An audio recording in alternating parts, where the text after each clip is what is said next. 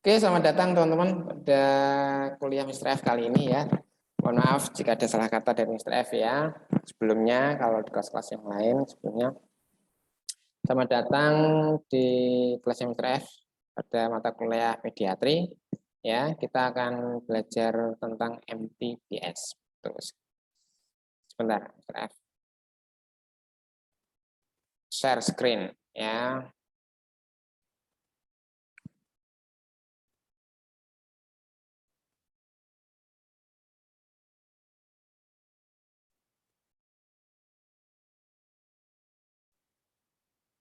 Oke ya teman-teman ya. Kita akan belajar tentang MTBS. Ya, MTBS itu apa? Adalah manajemen terpadu balita sakit. Ya, teman-teman kalau punya anak didik, entah punya anak, itu lebih aware, lebih peduli lagi ya, karena anak usia 0 sampai 5 tahun itu kadang rentan terkena berbagai macam penyakit begitu. Kita akan belajar tentang hal itu ya. Bayi muda kurang dari 2 bulan ya teman-teman ya. Ingat bahwa bayi ya 0 sampai 2 bulan itu kadang mereka sangat rentan sekali dari berbagai macam penyakit ya. Maka teman-teman harus mengenali tanda dan gejalanya. Nah, penilaian tanda dan gejala pada bayi itu langkah awalnya itu adalah pengkajian berdasarkan hal-hal yang ditanyakan oleh orang tua pada kita. Kalau teman-teman nanti menjadi guru PAUD atau guru TK untuk anak disabilitas ya, yang usianya 0 sampai 5 tahun begitu ya. Teman-teman harus mengetahui ini MTBS. Nah, penyebab MTBS itu meliputi kemungkinan penyakit berat pertama atau infeksi bakteri. Yang kedua adalah diare, terus ikterus, dan kemungkinan berat badan rendah atau masalah pemberian ASI. Nah, dari berbagai macam 4 hal ini, teman-teman harus mengetahui berbagai hal ya terkait semacam simptom-simptom yang general ya yang bisa diderita oleh bayi. Jadi si bayi itu segera mungkin mendapatkan pelayanan kesehatan untuk mengaksesnya dan mendapatkan pengobatan lebih lanjut lagi. Karena kenapa teman-teman? Karena tidak bisa dipungkiri bahwa bayi itu kalau telat pengobatan, telat mengakses pelayanan kesehatan ketika mereka sakit, itu akan menimbulkan sebuah komplikasi, dan komplikasi itu bisa menimbulkan sebuah kecacatan, entah itu masalah disfungsi organ dalam. Jadi segera untuk mengakses layanan kesehatan kalau bayi atau anak didik kita untuk sakit. Gitu. Ini adalah penentuan klasifikasi ya tingkat kegawatan.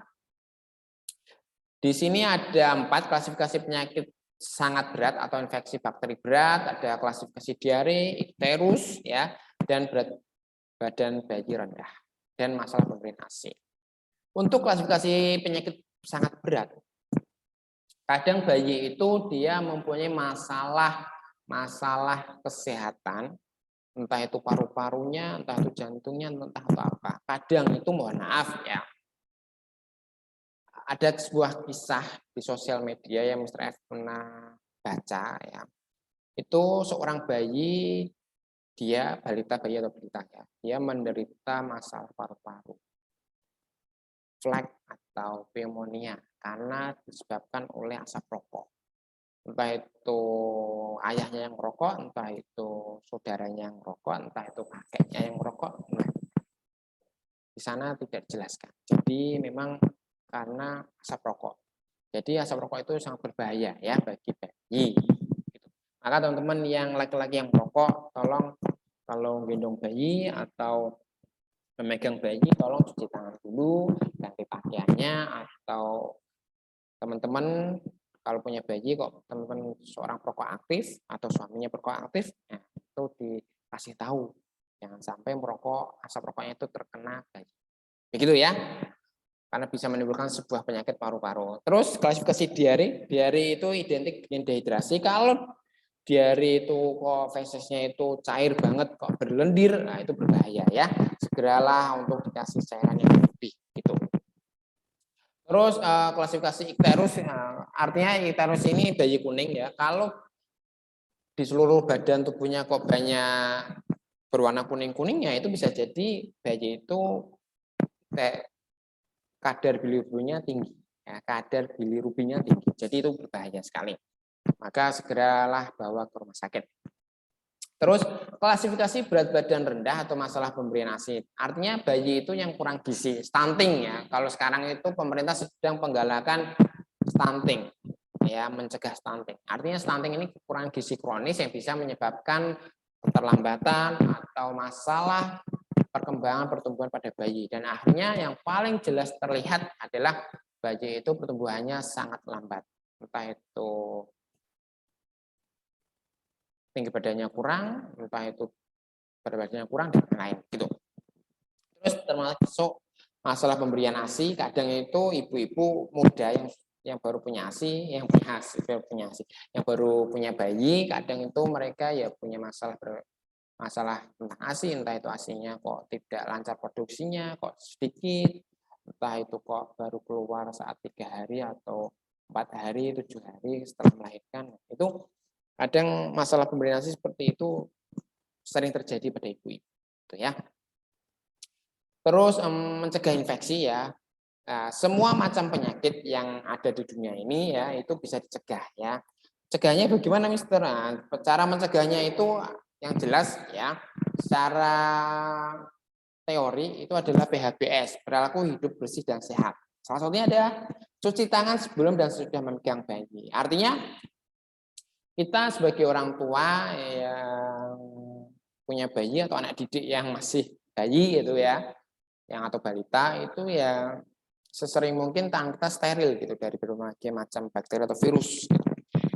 Karena ingat imunitas dari bayi itu belum kuat seperti kita orang dewasa begitu. Terus bersihkan tali pusat ya jika basah atau kotor dengan air matang gitu. Terus jaga kebersihan tubuh bayi, hindarkan bayi baru lahir kontak dengan orang sakit. Artinya kalau ayahnya itu sakit, tantenya sakit, omnya sakit, neneknya sakit, kakeknya sakit, ya jangan didekatkan sama mereka. Biarkan mereka sembuh dulu, sehat dulu, baru boleh gendong, boleh dicium pipinya. Begitu. Termasuk ayahnya sendiri. Kalau ayahnya sendiri itu sedang sakit, flu ya janganlah dekat-dekat sama bayinya. Apalagi sama ibunya, jangan dulu.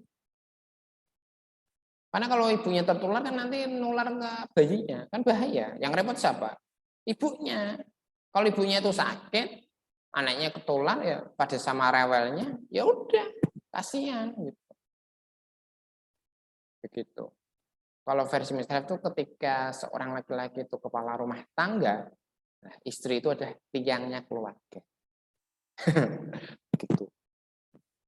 Orang kepala keluarga itu dia tidak bisa menjalani kehidupan rumah tangganya tanpa adanya tiang keluarga. Siapa tiang keluarga? Ibu. Itu adalah istrinya.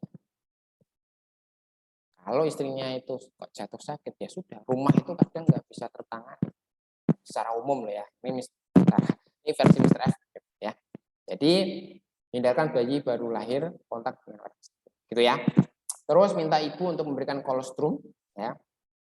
Terus anjurkan ibu untuk menyusui sering mungkin ya, hanya ASI loh ya, sampai usia 6 bulan. Ingat hak anak. Anak itu punya hak untuk mendapatkan kehidupan yang layak. Salah satunya adalah mendapatkan ASI eksklusif. Apapun alasan nanti teman-teman sibuk, entah karena urusan pekerjaan apapun itu, tolong anaknya dikasih ASI eksklusif. Ya, hanya 6 bulan saja, tidak sampai 2 tahun. Gitu ya. Terus imunisasi ya, segera beri imunisasi ya HB0 ya, sebelum bayi berumur 7 hari. Terus beri imunisasi BCG ya ketika bayi berumur 1 bulan, kecuali bayi yang lahir di rumah sakit biasanya diberi imunisasi dulu sebelum pulang. Gitu. Nah, perlu diingat bahwa setiap bayi diimunisasi atau divaksin, buku KIA-nya selalu dibawa. Ingat itu ya, karena dari buku KIA itu bisa dilihat, data-datanya si anak itu sudah dapat imunisasi apa saja. Itu. Buku KIA itu kalau di dalam dunia medis itu namanya rekam medis. Rekam medis itu ya catatan-catatan medis terkait kondisi seseorang. Riwayat seseorang menderita sakit, mendapat riwayat dia pengobatan apa, mendapatkan obat-obatan keras apa, dia sudah dapat imunisasi apa. Itu yang belum ada di Indonesia. Ya. Artinya, misal Mr. F dari lahir sampai sekarang usia 30 tahun. Itu ya, misal. Itu Mr. F di rekam medisnya sakit apa saja, itu belum terekam secara jelas. Baru era BPJS Kesehatan itu di aplikasi, itu sudah ada. Sudah di-upload. Kalau Mr. F berobat ke dokter gigi ini, mencabut gigi ini, obat-obatannya seperti ini ya, itu baru ada. Tapi sebelum era BPJS belum ada. Begitu ya. Jadi kalau seseorang itu punya rekam medis yang terintegrasi dengan BPJS Kesehatan di aplikasi luar biasa. Berarti negara kita itu sudah keren sekali dalam bidang kesehatannya. Karena setiap orang, individu, rakyat, atau warga negara, dia tahu rekam medis. Gitu. Jadi kan keren gitu. Jadi seorang dokter itu, wah ini sakit apa mas? Oh, dilihat, oh Anda itu alergi sama obatan ini. Oh Anda itu alergi obat ini. Oh Anda itu alergi obat-obatan A, B, C, D, E. Itu harusnya seperti itu. Kalau terintegrasi, kan keren tuh. Maaf. Terus tunda pemberian imunisasi pada bayi muda yang mempunyai klasifikasi merah. Artinya klasifikasi merah ini adalah sakit atau masalah kesehatan yang lain. Tidak bisa dipungkiri bahwa bayi-bayi itu mempunyai masalah kesehatan, ya. Tidak bisa dipungkiri. Artinya karena imunitasnya masih rendah, kadang bayi itu mudah demam, kadang diare, kadang batuk. Terus jika tidak ada infeksi, maka hanya melakukan asuhan dasar pada bayi muda. Asuhan dasar bayi muda ya menghangatkan tubuh bayinya, menghindarkan bayi dari orang-orang sakit atau lingkungan yang sakit, terus menjaga asupan ASI eksklusifnya, menjaga nutrisi ASINya. Bagaimana cara menjaga nutrisi ASINya? Ibunya itu mengkonsumsi makanan bergizi, seimbang, terus cukup gizinya, terus tidak stres, rileks, damai, tenang. Itu butuh sekali loh. Kalau seorang ibu menyusui kok stres, itu kadang produksi ASINya tidak lancar. Itu jelas. Karena kenapa? Mr. F itu ibunya dulu ya waktu menyusui adiknya Mr. F tahun 97 atau 2004 waktu itu Mr. F kan punya adik lahir tahun 97 ya. Sekarang udah lulus ya. Udah lulus kuliah, udah bekerja. Yang satu kelahiran 2004. Masih SMA kelas 3. Itu dulu waktu menyusui itu ibu pernah stres. Dan ketika stres ternyata produksi ASINya mampet. Itu terjadi pada adiknya Mr. F yang pertama, yang lahir tahun 97. Itu pernah terjadi. Dan juga pernah terjadi pada adiknya Mr. F yang kelahiran 2004. Itu pernah. Saat itu ibu stres karena masalah sekolah, karena ibunya Mr. F itu guru ya. Itu ya ternyata stres itu bisa menghambat produksi ASI. Terus jika tidak ada infeksi, maka sudah tadi ya. Asuhan bayi dasar ini penting sekali ya. Teman-teman nanti yang sebelum menikah, kalau bisa ikut parenting ya. Parenting dulu, parenting untuk calon ibu dan ayah.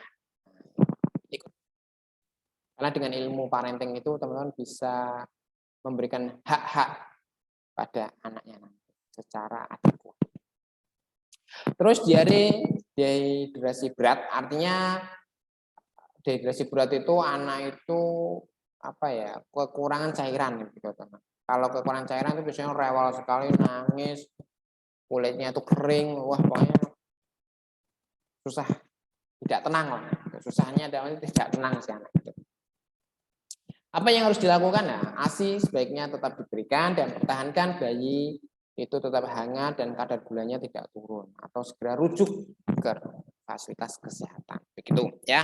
Terus diare dehidrasi ringan dan sedang itu sama ya, berikan ASI lebih sering dan lebih lama untuk setiap kali pemberian. Terus berikan oralit dan cegah agar gula darah tidak turun serta lakukan asuhan dasar bayi muda dan rujuk segera.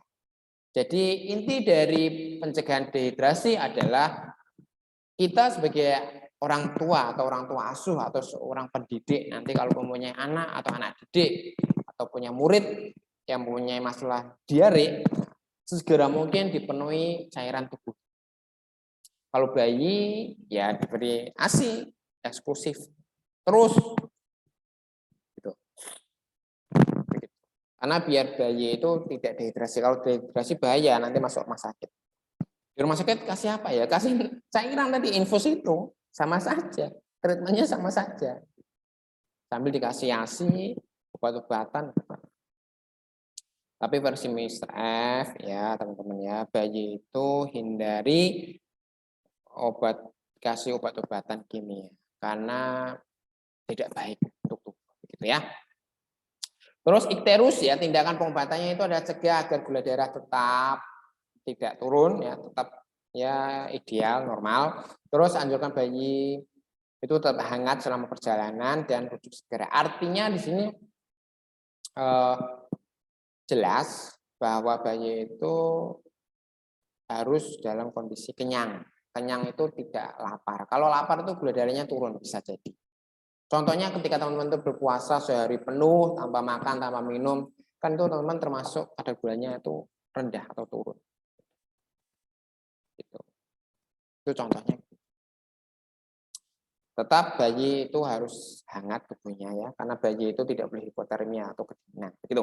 Ikterus ini termasuk bayi kuning ya, nama lainnya disebut juga. Dan ikterus itu terkait kadar bilirubin di dalam tubuh si bayi. Kalau bilirubin itu terlalu tinggi, berarti bayi itu harus segera ditangani dengan terapi sinar biru. Untuk anak umur 2 bulan sampai 5 tahun ya, teman-teman. Penilaian tanda dan gejalanya ini Anda teman-teman, itu dapat mengembangkan pengajian sesuai MTBS, yaitu kalau pneumonia, keluhan utama pada anak itu biasa batuk, terus sukar bernafas, kalau bernafas itu susah, gitu, ya. Terus riwayat kesehatan, apakah ini kunjungan pertama atau kunjungan ulang, ya. Artinya kalau kunjungan pertama berarti kan si anak ini belum pernah mendapatkan pengobatan tentang pneumonia. Kalau berulang berarti kan si anak sudah punya riwayat pneumonia sebelumnya dan pengobatannya bagaimana dilihat begitu, dilihat dengan rekam medisnya begitu. Terus apakah bisa minum atau menyusu? Artinya di sini anak bayi itu apakah masih bisa menyusu atau minum gitu. Kalau susah untuk minum dan menyusu, jadi kan harus diinfus gitu. Infusnya itu banyak bisa jadi ya. Begitu. Terus apakah selalu memuntahkan semuanya? Dan arti kalau dia masih ASI eksklusif, apakah dia memuntahkan ASI-nya semua? Nah, dan apakah anak itu juga kejang? Nah, kalau sudah anak kejang itu kalau bisa ya sudahlah bawa ke rumah sakit. Jangan dirawat di rumah. Itu berisiko tinggi. Pokoknya kalau bayi itu kok sudah apa ya menunjukkan dia simptomnya kok lanjut, artinya sudah ada darahnya, terus kok diarenya nggak berhenti, kok terlalu sering, terus kok si bayi ini rewel sekali, nggak mau minum, nggak mau menyusu, ya sudah bawa aja ke rumah sakit ya, nggak usah berpikir dua kali ya. Apapun kondisi perekonomian teman-teman nanti, kalau anaknya sakit, tolong segera akses layanan kesehatan. Nah itu pakai BPJS, nah itu asuransi, apa jangan sampai anak-anak kita itu terlantar karena telat untuk pengobatan. Gitu ya. Itu saran Mr. F. Cara berikutnya. Terus kalau diare ya, diare itu tanyakan sudah berapa lama si anak itu menderita diare dan ditinjaunya apakah ada darahnya. Kalau ada darahnya itu masuk kategori disentri juga, ya. Gitu. Karena Mr. F pernah sekali sakit disentri saat itu kok ada gumpalan darah. Dan itu berbahaya, ya. Kalau diare kok ada darahnya juga itu berbahaya. Segera bawa ke rumah sakit saja lah. Kalau sudah ada darah-darahnya bawa ke rumah sakit. Temui dokter spesialis anak gitu ya. Gitu. Itu ya. Terus inspeksi ya keadaan umum anak, apakah alergi, letargi atau tidak sadar. Artinya nih letargi atau tidak sadar itu apakah pingsan atau gimana gitu ya. Terus apakah anaknya rewel atau mudah marah atau matanya cekung gitu. Maksudnya di sini mata cekung itu bisa dehidrasi juga gitu. Gitu. Kalau rewel mudah marah sudahlah bawa ke rumah sakit saja. Jangan berpikir untuk perawatan di rumah. Itu berisiko tinggi ya. Terus demam, apakah anak tinggal di daerah yang terkena risiko malaria atau pernah berkunjung di luar daerah kurang lebih dari 2 minggu. Artinya kalau anak itu bersama orang tuanya kok pernah berkunjung ke daerah endemis malaria, segeralah. Itu dicurigai saja sebagai malaria saja. Sudah selesai. Biar dapat pengobatan yang lebih adekuat, biar lebih segera tertangani. Kalau sudah berapa lama demamnya, jika lebih dari 7 minggu, tanyakan. Ini demamnya sering atau tidak? Kalau tidak sering ya tetap dibawa ke rumah sakit aja, ketemu dokter gitu ya. Terus demam berdarah dingin ya. Apakah anak mengalami demam 2-7 hari ya? Apakah demamnya mendadak tinggi ataukah anak itu mempunyai bintik-bintik merah di tangannya? Nah, itu juga tanda ya. Terus apakah muntahannya kok berwarna merah gitu? Merah darah gitu ya. Artinya kalau merah itu berarti ada darahnya. Jadi kalau demam berdarah apapun demamnya ya, entah itu mau 2 hari, 3 hari, 4 hari, kalau sudah mimisen, gusinya berdarah, tangannya itu banyak bintik-bintik merahnya, mutahnya kok ada darah, sudahlah bawa ke rumah sakit. Rawat inap. Gitu ya. Karena kenapa? Karena kalau telat saja tertangani nanti bisa meninggal ya. Terus masalah telinga, apakah anak itu mengalami telinganya itu kok keluar cairan atau bernanah atau pembengkakan di belakang telinga? Tolong diingat bahwa semua hal ya terkait masalah telinga segeralah dibawa ke dokter spesialis THT ya. Gitu. Jangan dibawa ke dokter umum. Ini versi Mr. F ya, versi Mr. F. Gitu. Boleh di dokter umum boleh, tapi kalau masalah telinga itu lebih baik ke dokter spesialis THT karena lebih presisi, lebih akurat diagnosis. Gitu ya. Terus masalah status gizi ya, lakukan pengukuran dengan menimbang berat badan dan tinggi badan ya. Ini ada pedomannya di buku KIA. Nanti teman-teman kalau punya anak nanti minta buku KIA ya. Karena buku KIA itu buku sebagai rekam medis anak itu. Kalau anak sakit, demam, alergi, obat apa, itu bisa terdeteksi di buku KIA itu. Karena ini kurang gizi, status gizinya kurang itu bisa dari buku KIA. Terus anemia. Nah, kalau anemia itu dilihat telapak tangannya apakah kok pucat, sangat pucat atau agak pucat. Nah, itu. Kalau orang dewasa bisa dites darahnya. Tis. Kalau orang dewasa kadang kok pusing-pusing, geliyeng gitu ya, sempoyangan. Ya udah. Kasih obat, kasih penambah darah. Sangobion dan lain ya. Pak Mr. F menyebut merek ya. Ya memang yang Mr. F pernah minum ya itu. Sangobion itu. Kalau anak tentu kalau anemia kasih ASI eksklusif, terus kalau dia sudah MTASI ya sudah makan makanan ya kasihlah makanan gizi yang seimbang biar HB-nya itu naik. Terus memeriksa status imunisasi yang sudah diberikan pada anaknya dan apakah anak mendapatkan suplemen vitamin A pada bulan Februari atau Agustus. Artinya di sini kadang program pemerintah untuk penambahan suplemen vitamin A itu di posyandu itu memang bulan Februari atau Agustus. Biasanya ya. Entah saat ini entah berubah atau tidak, Mr. F juga kurang tahu. Karena Mr. F sudah lama tidak berkegiatan di posyandu. Dulu waktu kuliah ya pernah gitu ya, waktu PKL itu ke posyandu gitu. Pernah.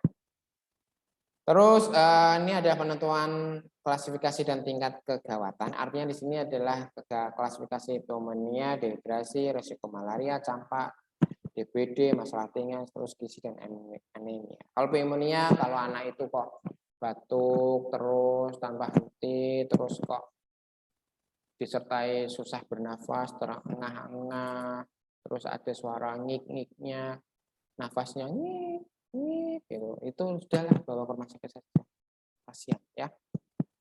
Terus klasifikasi dehidrasi, kalau anak itu kok rewel sekali, susah, kok mudah marah, terus kok susah minum, terus kok si anak itu juga disertai dengan diare, ya sudah kasih cairan yang lebih oralit atau apa gitu ya. Gitu. Karena dengan cara seperti itulah bisa segera menyembuhkan diarenya dan juga terhindar dari dehidrasi. Kalau faktor resiko malaria ya klasifikasinya adalah kalau anak itu pernah berkunjung ke daerah endemis malaria. Setahu Mr. F itu ya, itu ada di Jambi, di Sumba, Nusa Tenggara, terus di Papua, itu adalah daerah endemis malaria. Ya, kalau kita berkunjung ke sana kok demam itu bisa dicurigai langsung malaria. Terus klasifikasi campak ya, maksudnya campak ini kok kulitnya kok bentol-bentol merah terus apa, disertai demam, itu juga harus apa? Kita sebagai orang tua, sebagai orang dewasa, sebagai seorang pendidik nanti juga harus mawas diri terkait campak ini pada anak-anak kita, ya. Segera aja bawa ke rumah sakit untuk berobat. Terus klasifikasi demam berdarah kok sudah imisen, gusinya berdarah, banyak bintik-bintik merah di tangannya, sudah bawa ke rumah sakit untuk pengobatan ya, biar tidak terjadi komplikasi yang lebih parah atau menghindari komplikasi. Terus klasifikasi status gizi artinya gizi anak kok rendah, kok ini kurang gizi, kok ini bisa menimbulkan stunting, itu baik. Stunting itu pokoknya suatu kekurangan gizi kronis di 100 hari pertama bayi tersebut, 3 bulan pertama. Maka teman-teman usahakan untuk mendapatkan nutrisi yang baik kalau teman-teman itu menyusui ataupun hamil ya, gitu. Biar anak kita selalu sehat. Terus anemia, nah kalau anemia tentu ya dikasih nutrisi atau gizi seimbang ya untuk anak kita, untuk ibunya biar produksi asinya itu juga lancar, juga penuh nutrisi gizi gitu ya. Terus selesai. Ini adalah post test ya. Teman-teman bisa mengulas kembali, mereview kembali materi MTBS ya. Kita ketemu lagi di pertemuan selanjutnya. Mohon maaf jika ada salah kata dari Mr. F, dan tetap jaga kesehatan ya, tetap berpikir positif dan selamat berjuang untuk meraih Indonesia. Terima kasih Mr. F sampaikan kepada teman-teman. Sampai jumpa di pertemuan selanjutnya.